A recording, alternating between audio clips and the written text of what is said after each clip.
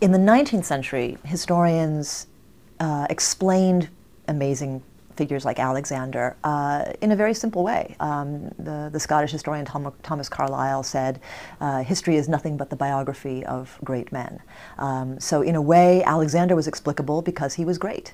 And everything can be explained because of his greatness. And the reason we study history is to recover this greatness. Historians have become increasingly uncomfortable with this sort of explanation for a couple of different reasons.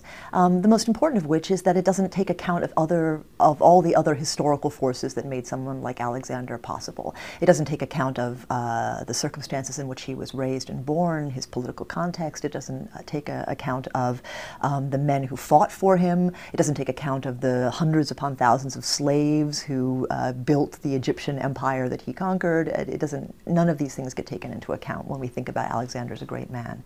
That said, it's very clear that there are certain people in history who stand out as extraordinarily charismatic and as extraordinarily, around whom so many key historical events seem to revolve, and clearly Alexander is one of them. But here we come to another problem, which is that the sources on which we rely for our history of Alexander are very far removed from Alexander himself, quite remarkably.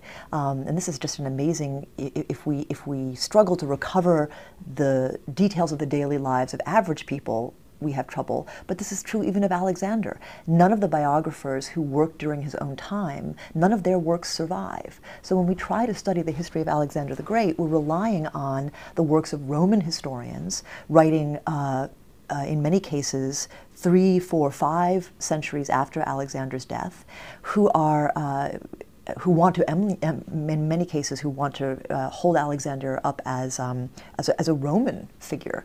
So are we really getting the Macedonian Alexander or the Greek Alexander, or are we getting the Roman Alexander? That would be like my writing a biography of Queen Elizabeth and that being treated as a primary source. Queen Elizabeth I, that is, not Queen Elizabeth II.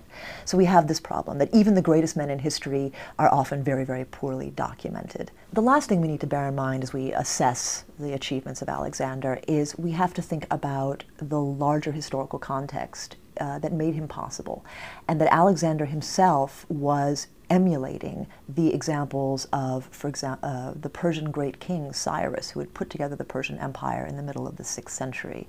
Some of Alexander's Roman biographers suggest that Alexander had even read biographies of Cyrus and was modeling himself on Cyrus. And certainly the way that Alexander put his empire together emulated Persian models.